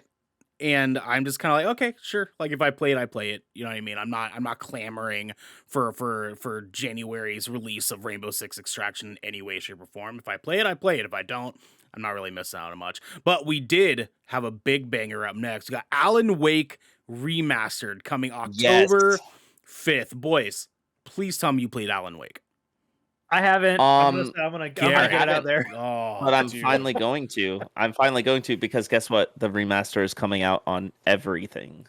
So everything, everywhere, and you need to play this game. This was a sleeper for a minute, dude. I remember when Alan Wake like first came out and I played it on my 360, and I was telling people like, dude, you need to play this game. This game is like surprisingly good. It's not as horrifying as people sort of like make it out to be. Like it kind of plays more as like a mystery thriller than like a horror game. It's like a noir thriller. It's a noir because thriller. He narrates himself and what's going on the whole time, and then like after he has encounters, he's like, I don't really understand what the fuck just happened, but Yeah. And really again, cool. Based in Oregon, if I remember Yep. correctly. Yeah, based in Oregon. Yep. Yes, It's based in Oregon. Yep. Well, games are feeling it, man. They're getting it. Next, we had a very weird trailer for GTA 5 Expanded and Enhanced Edition. Cool. Don't care. So here's the thing. Bro, I have GTA 5 on my PC. I don't care.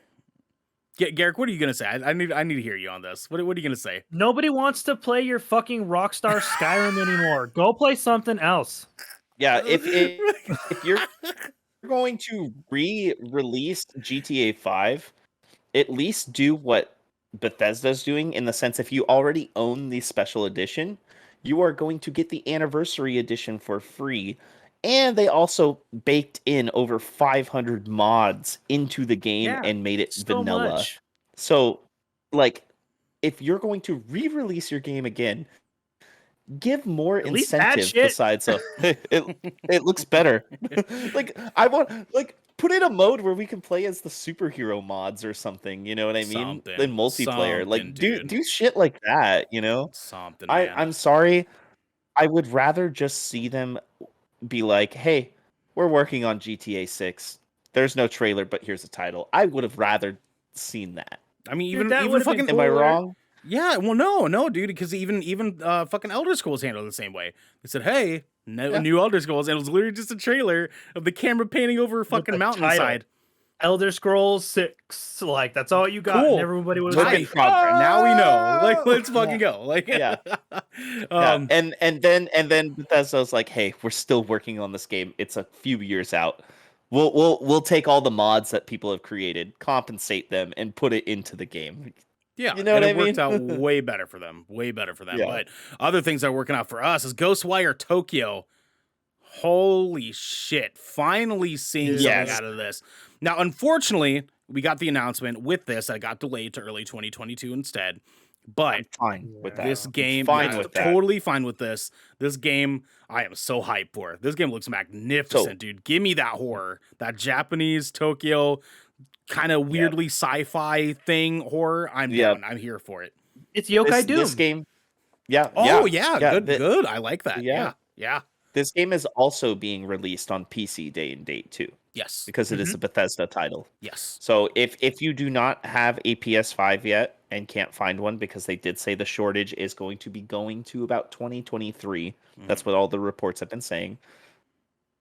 You can get the game on PC. And just run at a lower graphical fidelity. That's fine. It all depends on your card. That's fine. Yeah, honestly, that's fine. If you can, it won't run that low for me. I'll tell you that. Oh, I mean, like for guys like me, like I'm running a fucking 10 series, so it's like I'll play it as run at a lower quality. Like I'm fine with that. I don't really care. I don't need it to look like absolutely stunning. I'd like to, but I don't need to. You know what I mean? But this game just looks rad in general. So it's like we're gonna get you a new card. I'm looking into some things. I'll tell you about it later. I'd rather a PlayStation, but we'll see. Don't let me just say, don't worry. Okay, I love you. We'll get there. Next up, we have Guardians of the Galaxy. A little bit deeper of a gameplay look here for October 26th. Yeah, cool. I'm gonna play this game. I'm fucking down, dude. I'm gonna play this game. I'm getting it. I'm here for it. I'm gonna get it. Get it on Xbox. I'm I playing want it. to see more level design. Like that's the only thing that I want to see more of is the level design. Like I want to see what the actual structure of the game is going to be like. We've gotten like a little 11-minute snippets, but it's not enough for me. They also Need more. have kind of been focusing on like very much like the same like worlds too. It seems like we're most of the gameplay they've shown so far has been kind of the same like 2 or 3 different planets that they're on, Mhm. or what have you. I'd like For to sure. see more. I'd like to see more of that Yeah. environmental art. I think if we know Marvel in any sense, I think they're just trying to hide some of it from us, so that way we can actually experience it. You know what I'm saying? Oh, Yeah. I'm sure. I'm picking it Yeah. up day one for like it's Guardians of the It, Galaxy. Yeah, it yeah. looks great. It really does.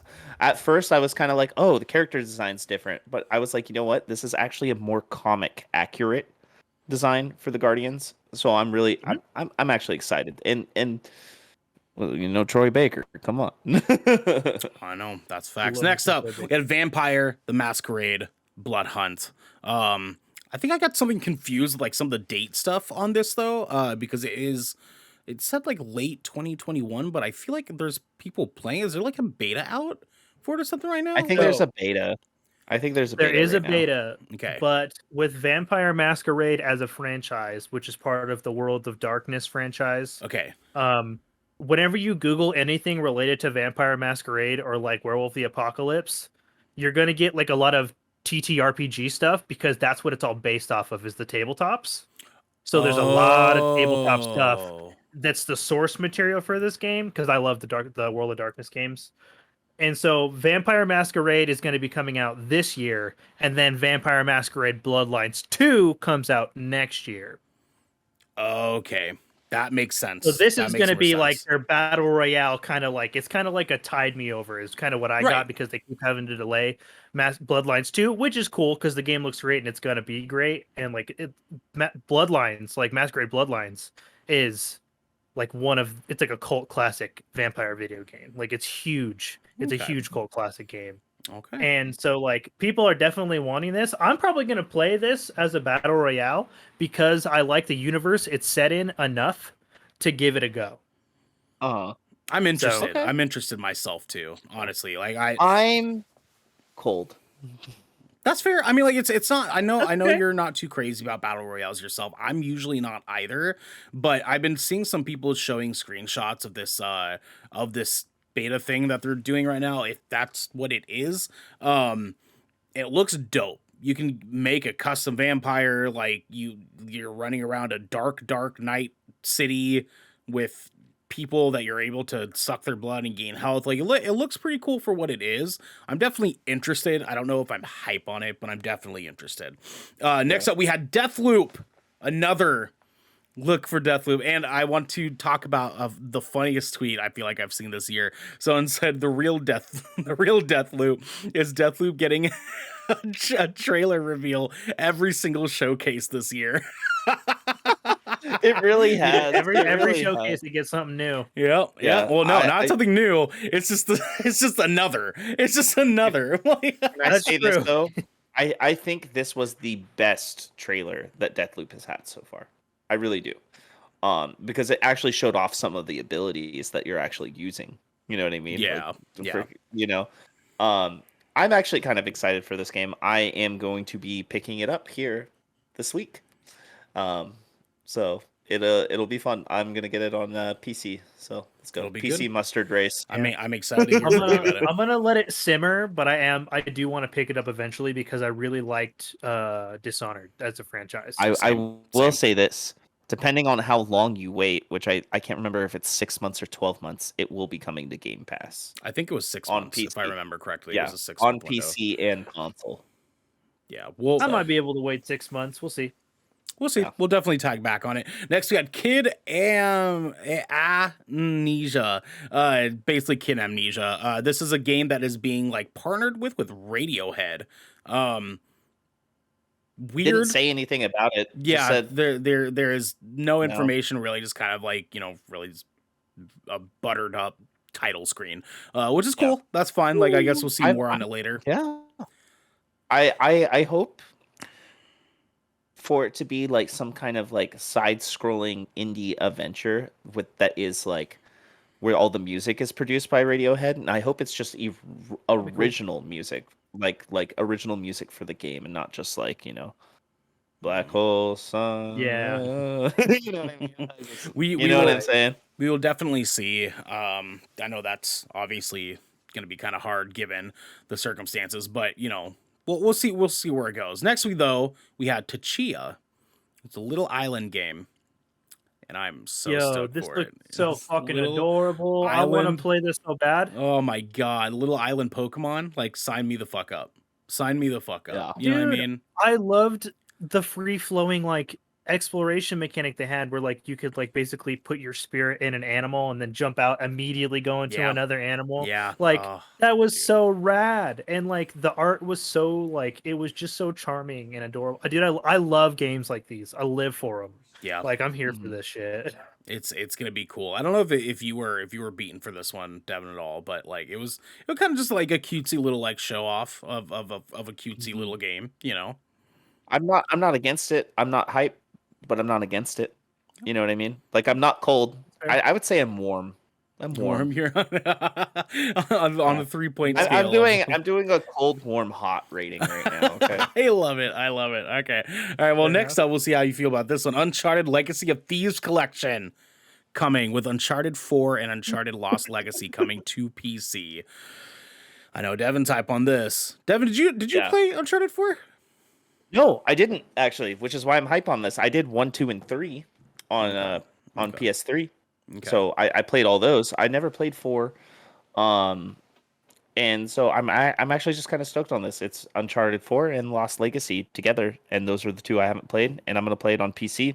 I've been slowly playing Death Stranding and Horizon Zero Dawn on PC, and they are fucking gorgeous, guys. Yeah. on So, PC, it's like I played Horizon Zero Dawn for about 20 hours originally on PS4. Still great looking game on PS4, really is very fun. Yeah.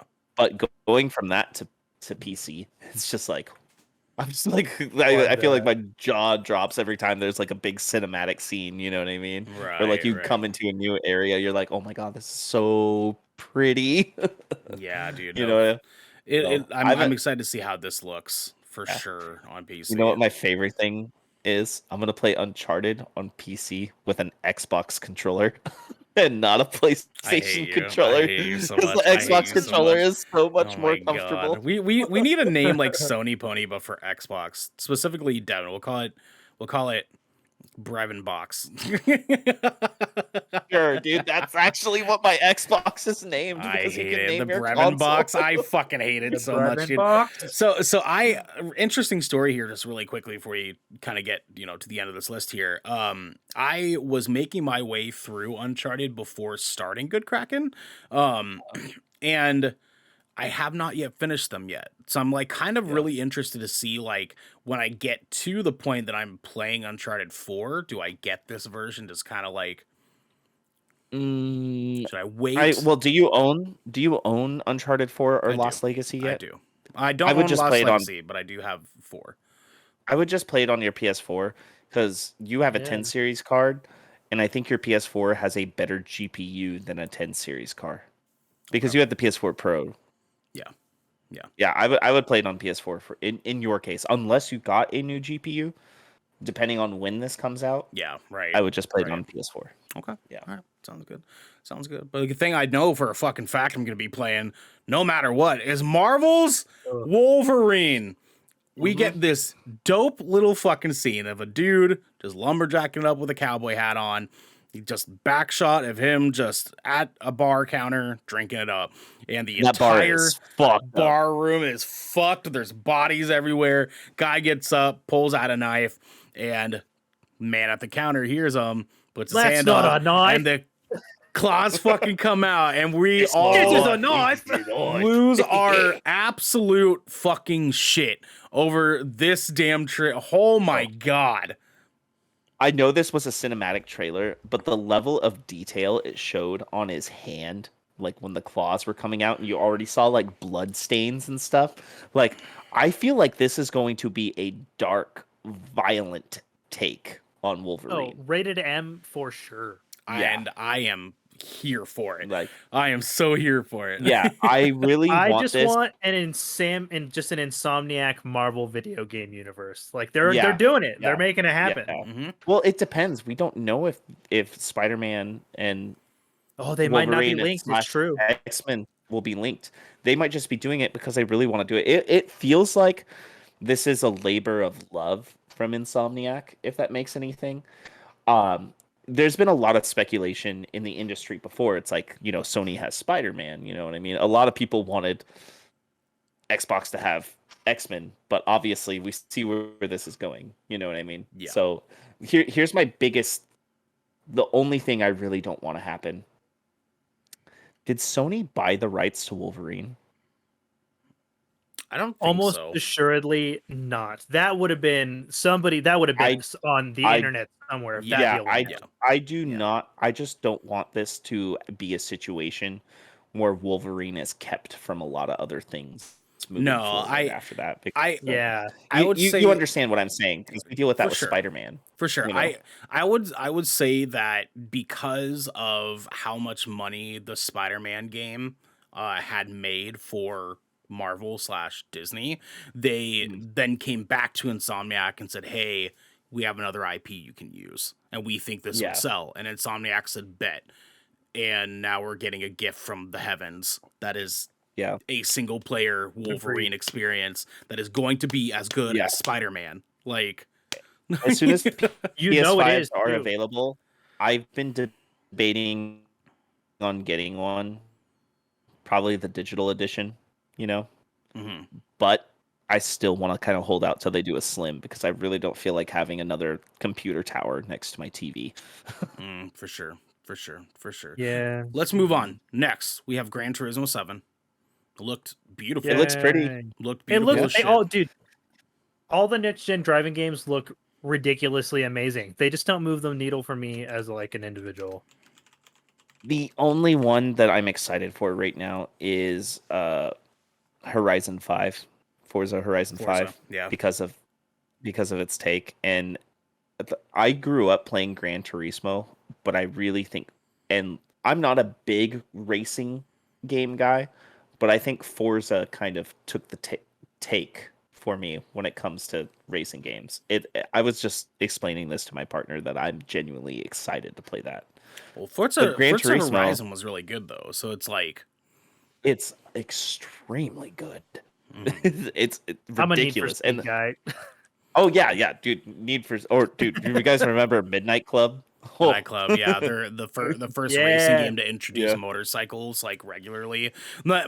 My thing is, I was a racing game kid until they Mm-hmm. stopped making Need for Speed Undergrounds, and I was like, "Fuck all y'all, Yeah, Yeah. fuck all Yeah. y'all." No, I literally understand. same. But I feel like the Horizon series kind of takes the cake on that.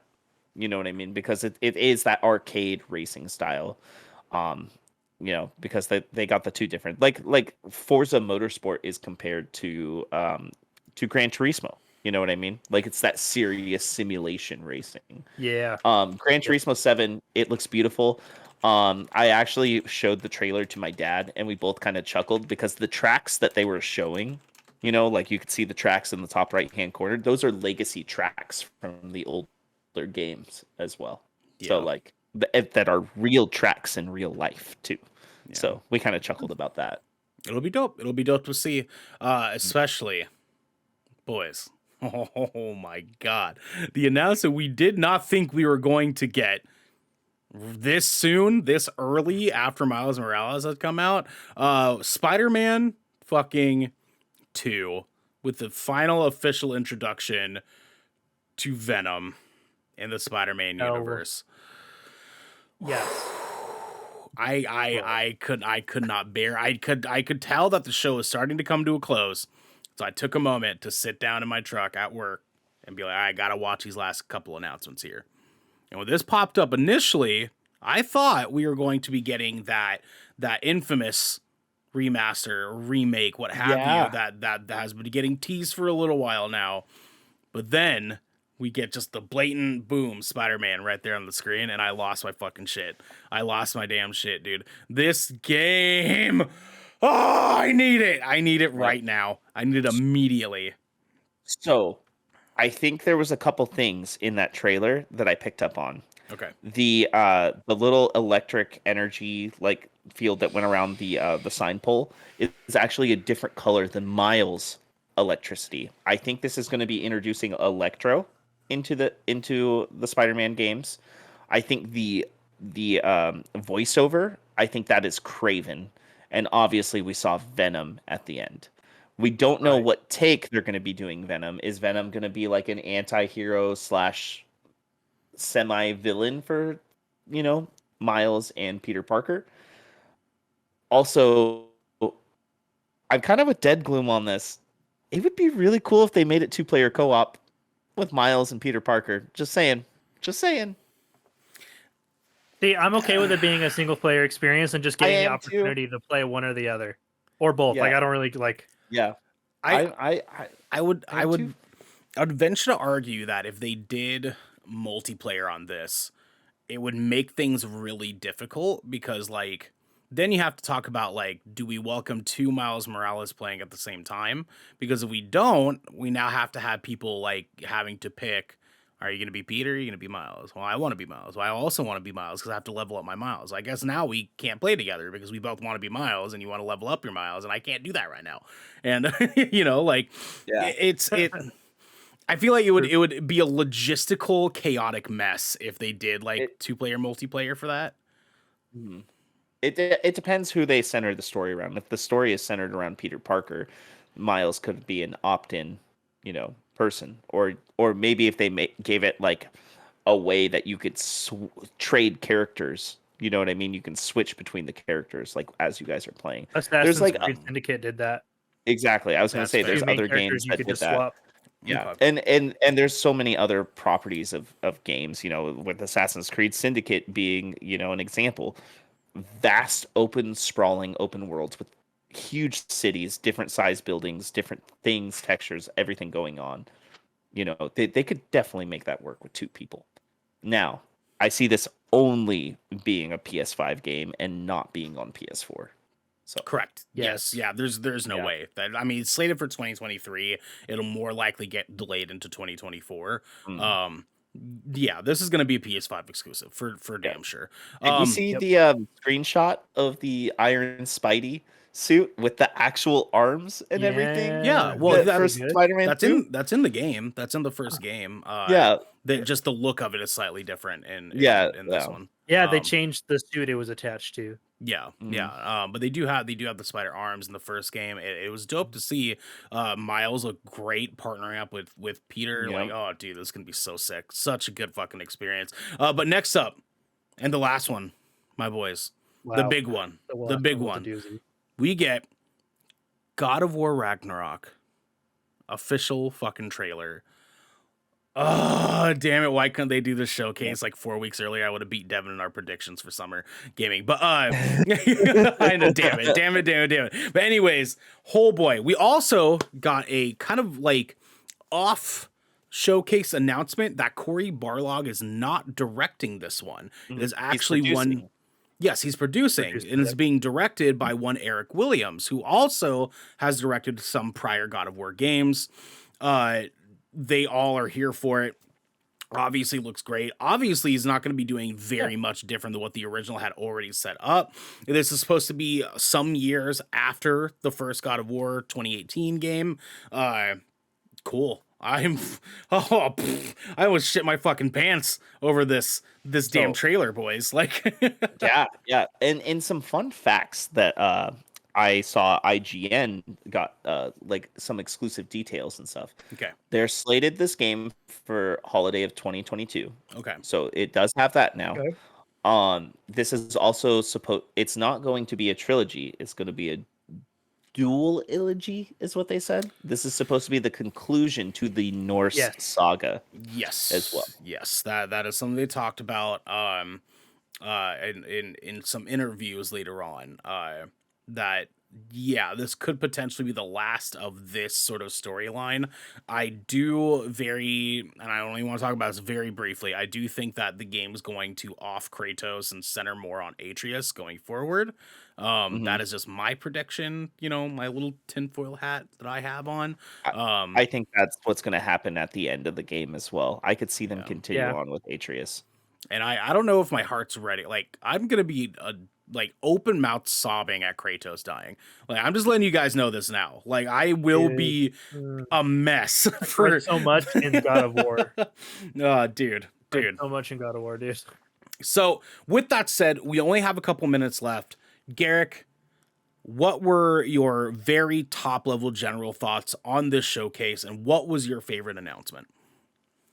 I was honestly pleasantly surprised. Like I felt like they really brought what they needed to bring to this showcase. My favorite, as much as I love God of War Ragnarok, was definitely my favorite on this one's going to be the Knights of the Old Republic remake, because that's my favorite like RPG ever. Yeah. And like that's it's what kind of got me into like Star Wars lore.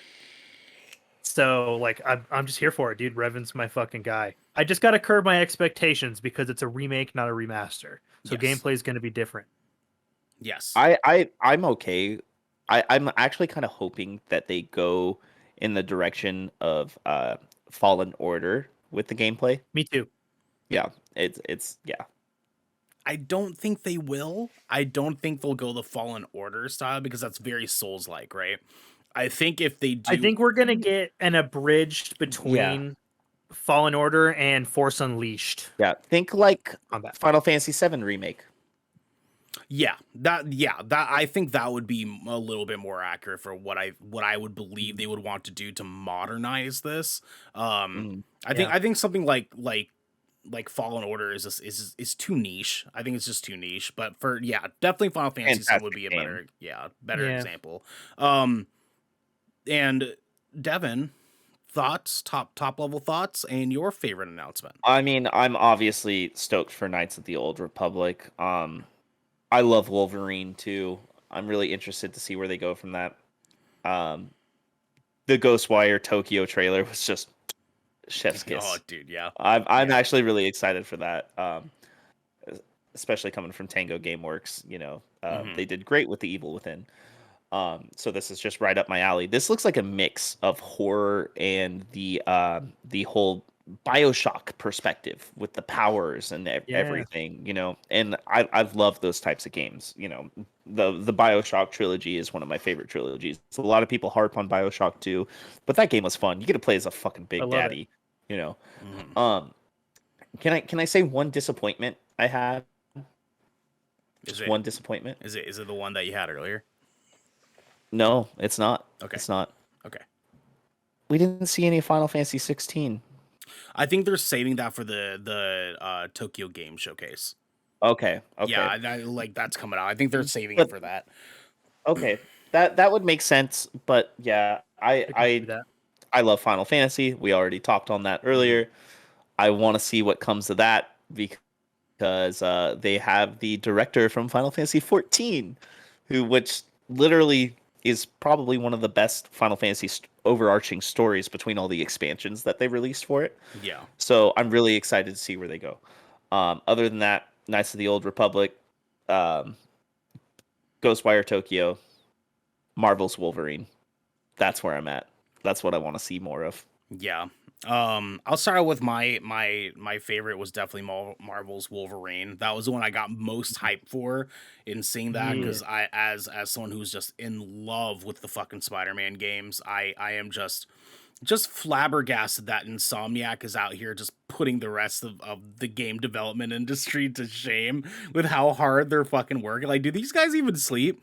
These guys just these guys don't sleep. They just don't sleep. I guess like they don't need sleep. Haven't heard of them. They're just out here developing dude. game after game after game after game, and I'm here for it. As long as they're taking care of their employees, I'm here for it. This showcase was rad, man. This showcase was really really rad. I had a feeling within me that said they're not going to do it. They're not going to be able to pull it off. It's not going to be that great. They need it to be great. they definitely needed a big showcase here, especially considering they weren't at E3. They waited way late in the summer gaming announcement cycle in order to be a part of everything. They needed a big win here. I wouldn't say that this was a massive win. I do say that this is a good showcase. This was a Yes. good showcase, and I would argue it would have been worthy of E3. Honestly, like this was a good showcase that they pulled off here. They gave us some games that we've been wanting to see a little bit more of. They gave us some things that were just like, okay, but even the okay things is just very just like still okay. You know, and I'm fine with that. I don't need the showcase to be hype after hype after hype, because we had that with Microsoft's showcase at E3, and I was tired. I was so tired with how much hype I had that entire fucking 30 minutes of Microsoft. I was so exhausted, just at the edge of my seat with how many bangers I had. I don't think PlayStation needed that. They just needed just a little bit short of it, and I think they pulled it off. That Agreed. I mean, like, who would have fucking thought we had a Spider-Man 2 announcement this early? Like, I did not think that they would do this so close to Miles Morales, dude. Like, there's Forspoken. I didn't think only 5 months. That's nothing. Yeah, I didn't think we'd see another look at Forspoken for at least until like Game Awards. You know, like they gave us some stuff that I just did not see like coming right away, and they delivered on it. You know, and so it's nice to see. I think they pulled it off in general. They did a great job here. We had a really good showcase from PlayStation on Thursday, just giving us those summer announcements that we've been waiting for. Boys, you guys have any last minute thoughts before we kind of move out of here and kind of come to the end of the show? I'm just glad Sony didn't shit the bed on their showcase, Yeah, man. yeah. They really needed Bravo, something here, guys. and I'm glad. Bravo, guys. Good job, Sony. Yeah, good job, guys. You did what you're supposed to do. Good job. Anyways, so our schedule for next week, it looks like we got Good Kraken podcast on Tuesday. It's to be me and Devin and potentially one other's here, not Garrick. Garrick's gonna be out next week. And then Wednesday we have Life is Strange, True Colors. I'll be doing a stream for that. And kind of continue on with the story that we already did last night for our stream. Friday, Devin is going to be doing a Destiny stream, more than likely co-streaming with Xander on that. And then Saturday, we have a regular Good Kraken podcast episode. We will be talking lots of fun things on that day. Definitely. Oh, jeez, this fucking fly that's been in my room today, it's killing me right now. He's all up in my grill, like, you want this smooch? You want this smooch, my friend? I give you this smooch, my friend. I don't know why he's Antonio Banderas. He's Antonio Banderas. Spanish or French? I give you this smooch. Yes, you like this smooch. Why do you like it? Because this is the Good Kraken podcast, your choice for all the nerdy video game and pop media news, reviews, and discussions that you want to hear live every Tuesday at 7 p.m. and Saturday at 12 p.m. right here at twitch.tv/GoodKrakenShow. If you enjoyed the show, you can support us by subscribing below, going to our YouTube channel by clicking the link down there in that little about section of our Twitch channel, clicking that bell and big red button, or by subscribing to our podcast channel by searching Good Kraken with an exclamation mark and leaving a review there. But until next time, my friends, be good to each other. The kiss. Smooch. Smooches. Smooches. Ernell's a creep.